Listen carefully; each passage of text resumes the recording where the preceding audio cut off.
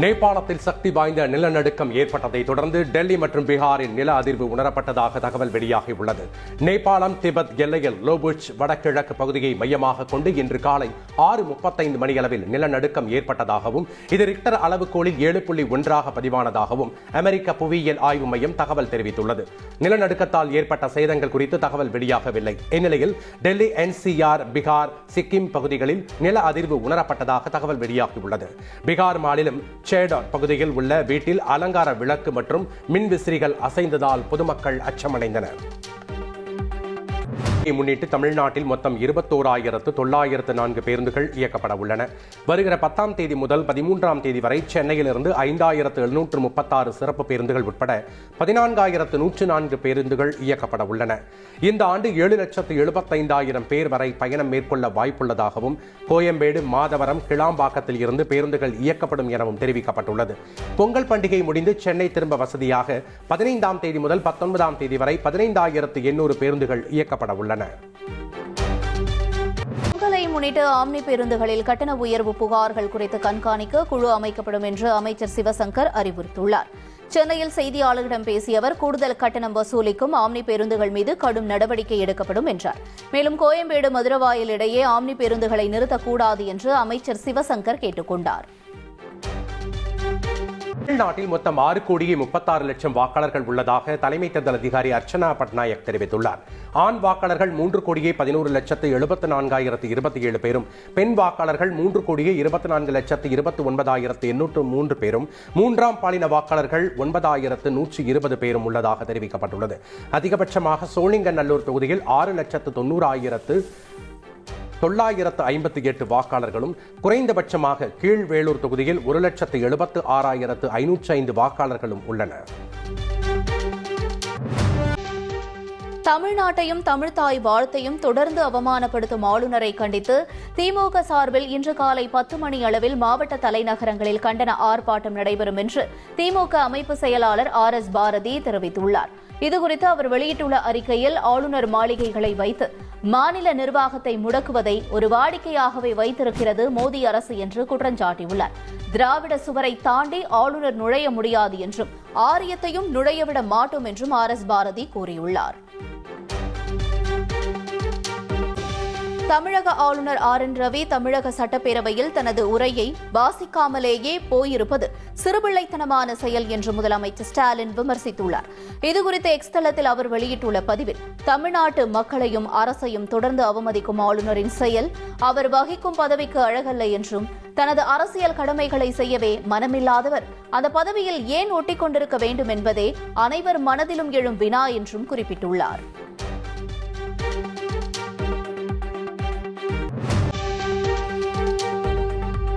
சட்டப்பேரவை நடவடிக்கைகள் தணிக்கை செய்யப்பட்டிருப்பது அவசர காலத்தை நினைவூட்டுகிறது என்று ஆளுநர் RN ரவி தெரிவித்துள்ளார். இது தொடர்பாக ஆளுநர் மாளிகை வெளியிட்டுள்ள எக்ஸ் தள பதிவில், தமிழ்நாட்டின் சகோதர சகோதரிகள் பேரவையின் உண்மையான நடவடிக்கைகள் MLAக்களின் நடத்தைகளை அறிவதிலிருந்து விலக்கப்பட்டு விட்டதாக தெரிவிக்கப்பட்டுள்ளது. அதற்கு பதிலாக மாநில அரசின் வெட்டப்பட்ட காட்சிகள் மட்டுமே ஊடகங்களுக்கு வழங்கப்பட்டதாக கூறப்பட்டுள்ளது. அரசியலமைப்பு சட்டம் உறுதி செய்யப்பட்ட பத்திரிகை சுதந்திரத்தின் அடிப்படை உரிமையும் வெட்கக்கேடான முறையில் நசுக்கப்பட்டதாக தெரிவிக்கப்பட்டுள்ளது. இது ஜனநாயகத்திற்கு நல்லதல்ல என்றும் ஆளுநர் மாளிகை கூறியுள்ளது. தமிழக சட்டப்பேரவையில் இன்று இரங்கல் தீர்மானம் வாசிக்கப்பட்டு ஒத்திவைக்கப்படும் என்று அறிவிக்கப்பட்டுள்ளது. தமிழக சட்டப்பேரவை காலை 9:30 மணிக்கு மீண்டும் கூடுகிறது. அப்போது முன்னாள் சட்டமன்ற உறுப்பினர் தமிழ்மொழி ராஜதத்தன் மறைவுக்கும், முன்னாள் பிரதமர் மன்மோகன் சிங் மறைவுக்கும், தொடர்ந்து சட்டமன்ற உறுப்பினர் EVKS இளங்கோவன் மறைவுக்கும் இரங்கல் தெரிவித்து தீர்மானம் வாசிக்கப்படும். பின்னர் அவை நடவடிக்கைகள் ஒத்திவைக்கப்படும் என்றும் தெரிவிக்கப்பட்டுள்ளது. வேலை வாங்கி தருவதாக கூறி மோசடியில் ஈடுபட்டதாக முன்னாள் அமைச்சர் ராஜேந்திர பாலாஜிக்கு எதிரான வழக்கு விசாரணையை CBIக்கு மாற்றி உயர்நீதிமன்றம் உத்தரவிட்டுள்ளது.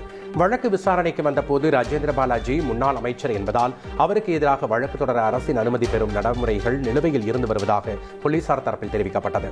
அதற்கு அதிருப்தி தெரிவித்த நீதிபதி, தமிழக போலீசாருக்கு உயர்நீதிமன்றம் பிறப்பிக்கும் உத்தரவை அமல்படுத்த நேரமில்லாத காரணத்தால் முன்னாள் அமைச்சர் ராஜேந்திர பாலாஜி உள்ளிட்டோருக்கு எதிரான இந்த வழக்கு விசாரணையை CBIக்கு மாற்றுவதாக தெரிவித்தார். தவிக தலைவர் Vijay work from home politics செய்வதாக அமைச்சர் அன்பில் மகேஷ் விமர்சித்துள்ளார். சென்னை மேற்கு மாவட்ட திமுக மாணவர் அணி சார்பில் தேனாம்பேட்டையில் நடைபெற்ற பொதுக்கூட்டத்தில் கலந்து கொண்டு பேசிய அவர் ஒர்க் ஃப்ரம் ஹோம் பாலிடிக்ஸ் நடக்கிறது என்றும் கூறினார். அரசியல் கேள்விகள் தன்னிடம் கேட்க வேண்டாம் என்று செய்தியாளர்களிடம் நடிகர் ரஜினிகாந்த் காட்டமாக தெரிவித்திருக்கிறார். கூலி படத்தின் படப்பிடிப்புக்காக தாய்லாந்து செல்வதற்காக சென்னை விமான நிலையத்திற்கு அவர் வந்தார். அப்போது ரசிகர்கள் தலைவா தலைவா என்று கத்தியதால் கத்த வேண்டாம் என்று ரஜினிகாந்த் அறிவுறுத்தினார். செய்தியாளர்கள் எழுப்பிய கேள்விகளுக்கு பதிலளித்த ரஜினிகாந்த் கூலி படத்தின் 70 விழுக்காடு பணிகள் நிறைவடைந்துள்ளதாகவும் அரசியல் கேள்விகள் கேட்க வேண்டாம் என்று ஏற்கனவே கூறிவிட்டதாகவும் காட்டமாக தெரிவித்தார். இந்த 70% முடிஞ்சிருக்கு. இப்போ 13ஆம் தேதியிலிருந்து 28ஆம் தேதி வரைக்கும் ஷூட்டிங் இருக்கு.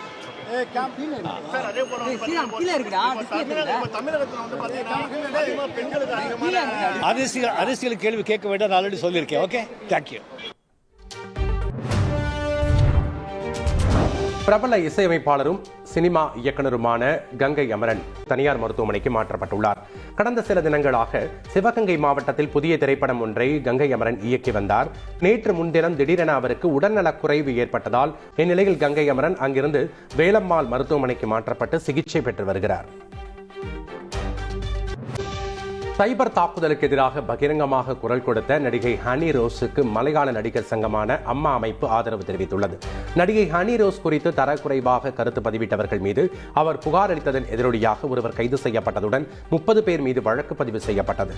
இதனை குறிப்பிட்டு அம்மா அமைப்பினர் வெளியிட்ட செய்திக்குறிப்பில் பெண்கள் மற்றும் நடிகையின் தொழிலை இழிவுபடுத்த சிலர் வேண்டுமென்றே மேற்கொள்ளும் முயற்சிகளுக்கு கண்டனம் தெரிவித்ததுடன் ஹனி ரோஸின் சட்ட போராட்டங்களுக்கு ஆதரவு அளிப்பதாக தெரிவிக்கப்பட்டுள்ளது.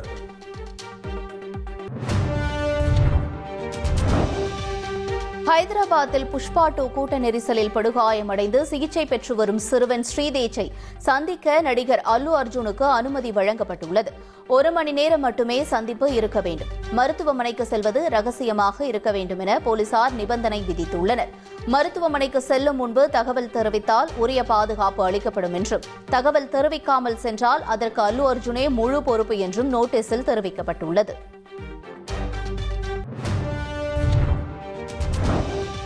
கர்நாடக மாநிலம் சாம்ராஜ் நகர் மாவட்டத்தில் 8 வயது சிறுமி பள்ளி வகுப்பறையில் மாரடைப்பால் உயிரிழந்த சம்பவம் அதிர்ச்சியை ஏற்படுத்தியுள்ளது. வகுப்பறையில் திடீரென மயங்கி விழுந்த சிறுமியை ஆசிரியர்கள் மருத்துவமனைக்கு கொண்டு சென்றனர். ஆனால் சிறுமி ஏற்கனவே உயிரிழந்து விட்டதாக மருத்துவர்கள் தெரிவித்தனர். சிறுமியின் மரணம் அவருடைய குடும்பத்தினரையும் பள்ளியையும் சோகத்தில் ஆழ்த்தியுள்ளது. சிறு வயதில் இதய கோளாறு ஏற்படுவது மிகவும் அரிது என்றும், ஆனால் சில சமயங்களில் மரபியல் அல்லது குறைவான ஆரோக்கிய காரணங்களால் இது நேரலாம் என்றும் மருத்துவர்கள் கூறியுள்ளனர்.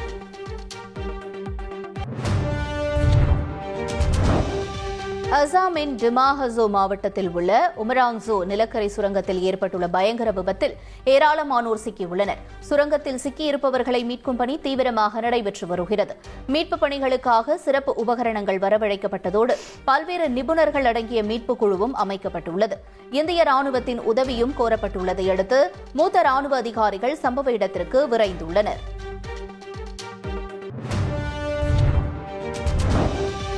குஜராத் மாநிலம் கட்ச் பகுதியில் 500 அடி ஆழ ஆழ்துளை கிணற்றுக்குள் 18 வயது பெண் ஒருவர் தவறி விழுந்த சம்பவம் சோகத்தை ஏற்படுத்தியுள்ளது. அந்த பெண்ணை மீட்கும் பணியில் ராணுவம், தேசிய பேரிடர் மீட்புப் படை மற்றும் எல்லை பாதுகாப்பு படையினர் கூட்டாக களத்தில் இறங்கியுள்ளனர். மாநில தீயணைப்புத்துறை மற்றும் காவல்துறையினரும் மீட்புப் பணியில் ஈடுபட்டுள்ளனர்.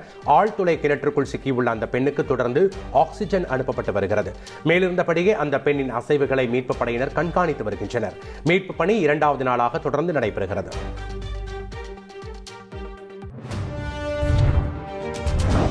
பிரதமர் மோடியை அமெரிக்க நாட்டின் தேசிய பாதுகாப்பு ஆலோசகர் ஜேக் சலிவன் சந்தித்து பேசினார்.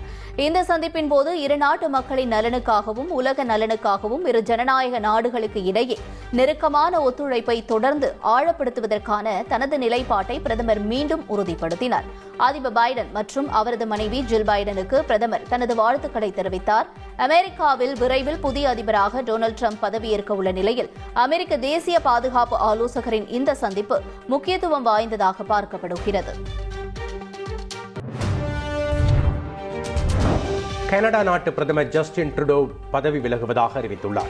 கனடாவில் உள்நாட்டு அரசியல் சிக்கல்கள், பொருளாதார சவால்கள் மற்றும் வெளிநாட்டு உறவுகளை கையாளும் விதம் போன்ற காரணங்களால் பிரதமர் ஜஸ்டின் ட்ரூடோவுக்கு நெருக்கடி அதிகரித்து வந்தது. மேலும் இந்தியாவுடன் மோதல் போக்கை கடைபிடித்த ட்ரூடோவுக்கு சொந்த லிபரல் கட்சிக்குள்ளேயே அவர் பதவி விலக வேண்டும் என கோரிக்கைகள் எழுந்தன. இந்நிலையில் பிரதமர் பதவியிலிருந்து விலகுவதாக ஜஸ்டின் ட்ரூடோ அறிவித்துள்ளார். இந்த ஆண்டு அக்டோபர் மாதத்தில் கனடாவில் நாடாளுமன்ற தேர்தல் நடைபெற உள்ளது குறிப்பிடத்தக்கது. கனடா பிரதமர் ஜஸ்டின் ட்ரூடோவின் ராஜினாமா அறிவிப்பை தொடர்ந்து ட்ரம்ப் தெரிவித்துள்ள கருத்துக்கள் பரபரப்பை ஏற்படுத்தியுள்ளன. அமெரிக்காவின் 51வது மாகாணமாக தங்களது நாட்டை இணைத்துக் கொள்ள பெரும்பாலான கனடா மக்கள் விரும்புவதாக அதிரடியாக ட்ரம்ப் தெரிவித்துள்ளார். கனடாவில் நிலவும் நிதி சுமையை அறிந்தே ஜஸ்டின் ட்ரூடோ பதவி விலகியிருப்பதாகவும், அமெரிக்காவுடன் கனடா இணைந்தால் வரிகள் குறையும், தேவையற்ற கட்டணங்கள் இருக்காது எனவும் ட்ரம்ப் குறிப்பிட்டுள்ளார்.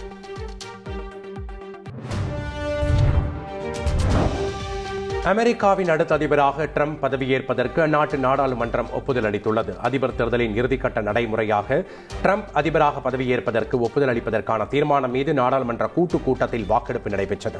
பிரதிநிதிகள் சபை மற்றும் செனட் சபை உறுப்பினர்கள் வாக்களித்தனர்.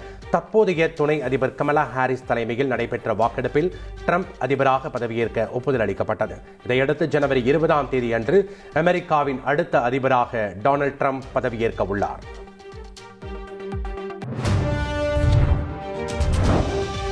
இந்தியா, இங்கிலாந்து, ஆஸ்திரேலியா அணிகளுக்கு இடையே அதிக எண்ணிக்கையில் டெஸ்ட் போட்டிகளை நடத்துவது தொடர்பாக ஆலோசனை மேற்கொள்ளப்பட உள்ளது. இந்த அணிகள் 4 ஆண்டுகளில் இருமுறை நேருக்கு நேர் மோதுகின்றன. இதனையடுத்து 3 முறையாக மாற்றுவது தொடர்பாக ஐசிசியுடன் இங்கிலாந்து, ஆஸ்திரேலியா கிரிக்கெட் வாரியங்கள் பேச்சுவார்த்தை நடத்த உள்ளதாக தெரிகிறது. இந்த அணிகள் மோதும் போட்டிகளுக்கு அதிக அளவில் ரசிகர்கள் வருவதால் போட்டிகளை அதிகரிக்க முடிவெடுக்கப்பட்டு உள்ளதாக கூறப்படுகிறது.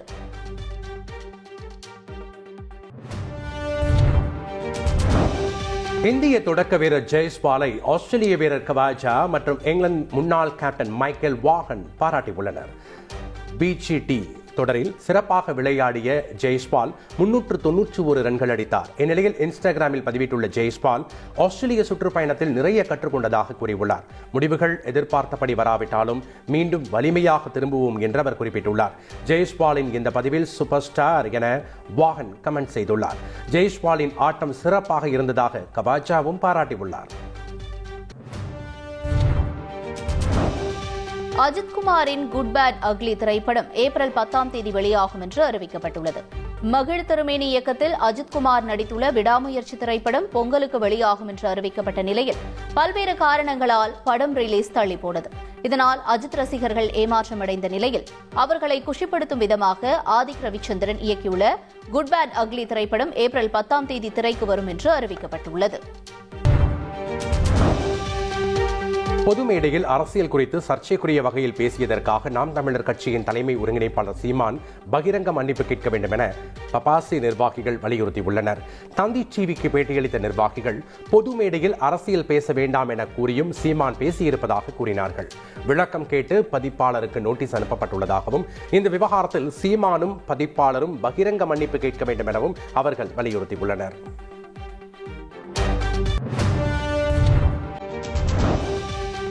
உலக புகழ்பெற்ற மதுரை அலங்காநல்லூர் ஜல்லிக்கட்டு போட்டிக்கான முன்னேற்பாடுகள் தீவிரமாக நடைபெற்று வருகின்றன. அலங்காநல்லூரில் வரும் 16ஆம் தேதி ஜல்லிக்கட்டு நடைபெற உள்ள நிலையில் அமைச்சர் மூர்த்தி கடந்த 3ஆம் தேதி கால்கோல் நட்டு பணிகளை தொடங்கி வைத்தார். அதைத் தொடர்ந்து வாடிவாசல், பார்வையாளர் மாடம், பார்வையாளர்கள் மைதானத்திற்குள் வராமல் தடுக்கும் வகையில் 2 அடுக்கு தடுப்பு வேலிகள், வாடிவாசலில் அவிழ்த்து விடப்படும் ஜல்லிக்கட்டு காளைகளை அதன் உரிமையாளர்கள் பிடித்துச் செல்லும் கலெக்ஷன் பாயிண்ட் உள்ளிட்ட இடங்களில் ஏற்பாட்டு பணிகள் மும்முரமாக நடைபெற்று வருகிறது. இப்பணிகளில் 100க்கும் மேற்பட்ட தொழிலாளர்கள் ஈடுபட்டு வருகின்றனர்.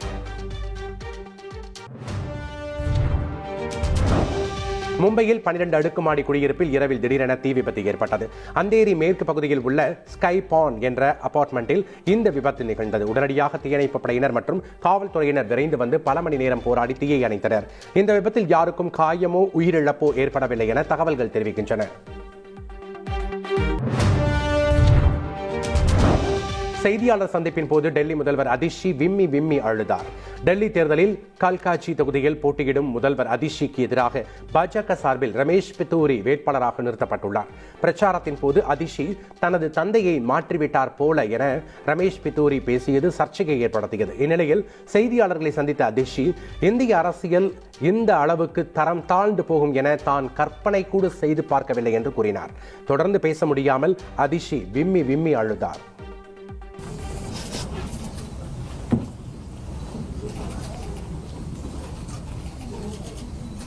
आप चुनाव के लिए इतनी घटिया हरकत करेंगे? कैसे बुजुर्ग व्यक्ति को गालियां देने पे उतर आएंगे?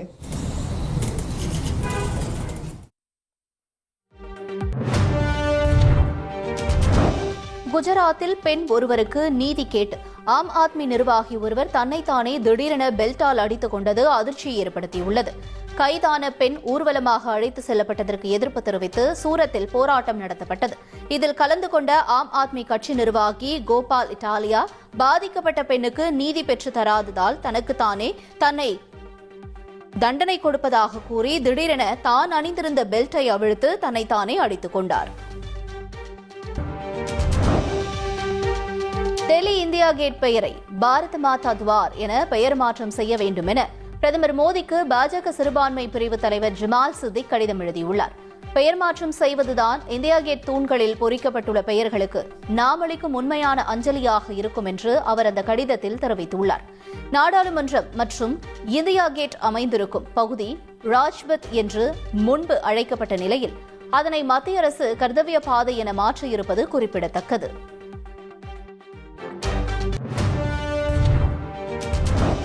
தமிழ்நாட்டில் முதல் முறையாக மிதக்கும் 2 அடுக்கு உணவக கப்பல் சென்னை அருகே இன்று தொடங்கி வைக்கப்பட உள்ளது. சென்னையொட்டியுள்ள முட்டுக்காடு படகு இல்லத்தில் 5 கோடி ரூபாய் மதிப்பீட்டில் மிதக்கும் உணவக கப்பல் அமைக்கும் பணி 2023ஆம் ஆண்டு மார்ச் மாதம் துவக்கப்பட்டது. இதனை இன்று மாலை 5 மணிக்கு சுற்றுலாத்துறை அமைச்சர் ராஜேந்திரன், அமைச்சர் தாமோ அன்பரசன் உள்ளிட்டோர் தொடங்கி வைக்க உள்ளனர். சுற்றுலா பயணிகளை கவர்வதற்காக தமிழ்நாடு சுற்றுலா வளர்ச்சிக் கழகம் மற்றும் கொச்சியைச் சேர்ந்த கிராண்ட்யூனர் மெரைன் இன்டர்நேஷனல் நிறுவனத்தின் மூலமாக தனியார் மற்றும் பொது பங்களிப்பு மூலம் செயல்படுத்தப்பட உள்ளது குறிப்பிடத்தக்கது.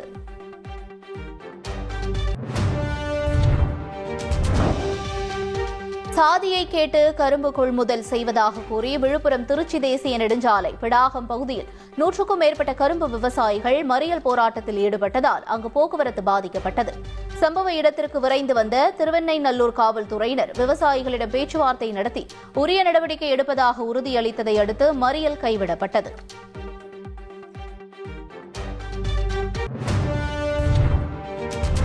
பழனி நோக்கி ரயில்வே தண்டவாளத்தில் நடந்து வரும் பாத யாத்திரை பக்தர்கள் ரயில்வே தண்டவாளத்தில் கற்களை அடுக்கி வைப்பதால் விபத்து ஏற்படும் அபாயம் ஏற்பட்டுள்ளதாக கூறி ரயில்வே போலீசார் நடவடிக்கை எடுக்க வேண்டும் என சமூக ஆர்வலர்கள் கோரிக்கை விடுத்துள்ளனர். அடுத்த மாதம் பழனி முருகன் கோயிலில் தைப்பூச திருவிழா நடைபெறவுள்ளது. இதனால் பல்வேறு மாவட்டங்களைச் சேர்ந்த பக்தர்கள் முன்கூட்டியே பாத யாத்திரையாக பழனி நோக்கி வர தொடங்கியுள்ளனர். பழனி அடுத்த ஆயக்குடி என்ற இடத்தில் ரயில்வே தண்டவாளத்தில் ஏராளமான பக்தர்கள் நடந்து வருகின்றனர்.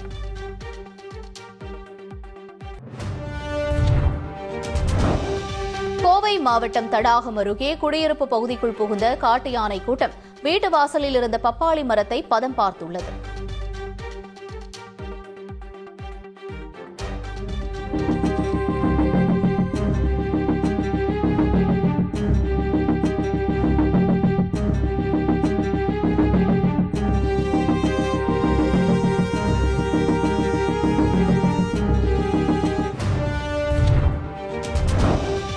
மதுரை வாடிப்பட்டியில் மெக்கானிக்கை தாக்கிய எஸ்ஐ அதிரடியாக சஸ்பெண்ட் செய்யப்பட்டுள்ளார். பாலமேடு காவல் நிலைய எஸ்ஐ அண்ணாதுரை வாடிப்பட்டியில் ஒர்க் ஷாப் வைத்துள்ள சீனிவாசனை இலவசமாக பைக்கை பழுது பார்த்து தரவில்லை என்று கூறி கடையில் வைத்து தாக்கினார். இதுகுறித்து சீனிவாசன் ஆட்சியர் எஸ்பி அலுவலகங்களில் புகார் மனு அளித்திருந்தார். இதையடுத்து அண்ணாதுரையை சஸ்பெண்ட் செய்து தென்மண்டல ஐஜி பிரேம் ஆனந்த் சின்ஹா உத்தரவிட்டுள்ளார்.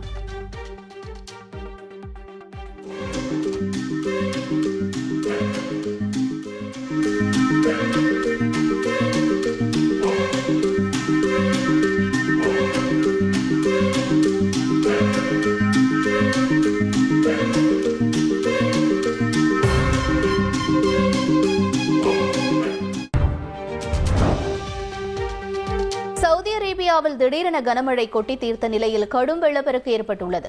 மெக்கா மற்றும் ஜெடா போன்ற பகுதிகளில் வீதிகளும் வீடுகளும் வெள்ளத்தில் தத்தளிக்கின்றன. சாலைகளில் வெள்ளம் பெருக்கெடுத்து ஓடுகிறது.